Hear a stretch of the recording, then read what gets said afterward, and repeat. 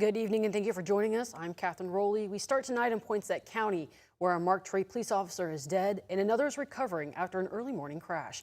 It happened around 2:50 Sunday morning at the intersection of Broadway and Nathan Streets. Officer Trevor Howard, just 25 years old, died from his injuries. Investigators say a car heading north on Highway 14 did not stop at a stop sign and slammed into the officer's truck on the passenger side where it was traveling east on Nathan Street. The impact hit that passenger side where Officer Howard was sitting, causing the truck to overturn. Officer Anthony Johnson was taken to a hospital in Jonesboro with injuries not considered life-threatening. The driver of the other vehicle was airlifted to Memphis with serious injuries. Arkansas State Police are continuing to investigate what led up to the crash. Recently, we learned that a THV legend has passed away. That anchor's life came to a close earlier this week at the age of 91. We want to take a moment to remember B.J. Sams as we hear the echoes of his commanding voice all throughout these halls. I've been able to interview people like presidents, governors, congressmen, senators, movie stars, TV stars, Miss Americas. I've interviewed a lot of people and had a very interesting life.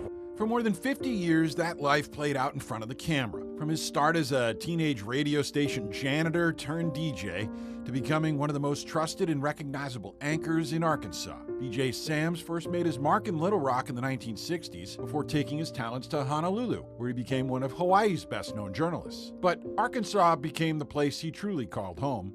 When he returned and joined THV 11, Sams helped build a morning newscast that became #1 for more than a decade. Alongside Robin Richardson and Tom Brannon, he became part of viewers' routines and their families. B.J. Sams is looking good. After I'd been in the business 50 years, station named the studio. This studio is named after me, so that's a kick. And it's still named after you. Yeah. Those plaques are never coming down. Okay. Over the years, BJ interviewed newsmakers, but the connection he built with viewers mattered most. Some of the viewers referred to me as family, an old shoe, and even the Cronkite of Arkansas, which made me be proud to be an Arkansan. I'm reminded that a long life may be not good enough, but a good life is long enough. A career that earned the highest honors in broadcasting, including multiple Hall of Fame inductions and a Lifetime Achievement Emmy. But more than the awards, B.J. Sams will be remembered for the way he made people feel informed, steady, and at home. I'd like to share this promise with you from Isaiah. He will give beauty for ashes, joy instead of mourning, and praise instead of heaviness. Some of you have experienced the ashes, the mourning, the heaviness, but the Lord has promised us beauty, joy, and praise.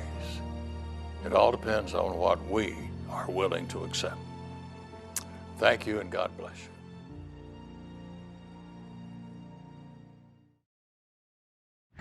Well, it's no secret it's been pretty hot out there across the natural state. But keep in mind, though, of course, us humans, we get hot, but your pets do as well. Keep that in mind if you want to, walk your dog or walk your pet out there, that if the temperature is going to be into the mid-90s, the concrete and the asphalt is even hotter, 140, 155. That's what it feels like.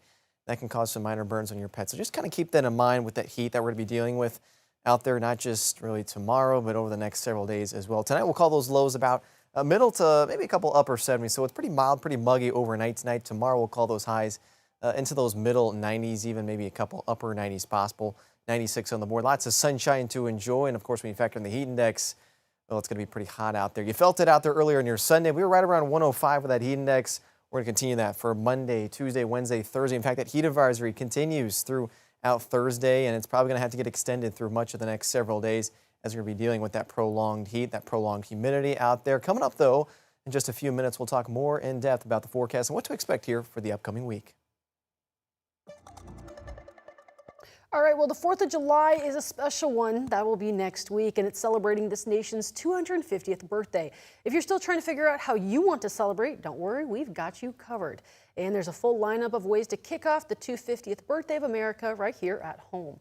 You can start off bright and early with the Little Rock Firecracker Fast 5K, and then later in the day, the Clinton Museum Center is hosting the Independence Day March and Vigil from 6:30 to 9 p.m. Now, across the river in North Little Rock, you can head over to Dickey Stevens Park for baseball and a 4th of July celebration, as well as the Red, White, and Grove event on Oakland Drive from 7 to 9:30 tonight. And you can also find more events happening across Central Arkansas on our website at thv11.com. And yesterday, St. Mark's Baptist Church in Little Rock opened its doors for the Hope on the Block Cookout, kicking off the church's annual summer efforts to give back to the community. Inside the Outreach Center, it was a full house for those in need, and they received a variety of free resources, including hot meals, clothing, health screenings, and haircuts. Pastor Alan Graves says that the event is aimed at meeting people where they are at. The reason why we do this is because of our faith. We believe in Matthew 25:40, which says, what you do to the least of, you do the same unto Christ. And what we have to do as people of faith is make sure our faith is not only limited to the church, but we're able to meet the entire needs of the world. Our pastor, Dr. Pointer, says, you can't consider yourself spiritual if you yourself are not social. And so we want to be a blessing as people of faith to those who are in need because of our faith. Pastor Graves says that more than 50 volunteers from church members to local residents stepped up to help. He says this is just the first of several community outreach events planned for the year. And the Arkansas Folk Festival wrapped up today in North Little Rock. The 3-day festival drew crowds from across the state after kicking off on Friday. Live music, local artists, and cultural performances filled this year's Arkansas Folk Festival. More than 50 artists and vendors took part, offering homemade crafts, food, and local drinks. The event also showcased Arkansas's traditions with everything from Delta gospel performances to storytelling and educational exhibits. All right, coming up after the break, radio generators, no power needed. See how operators across Arkansas stay connected, even reaching around the world. That's coming up.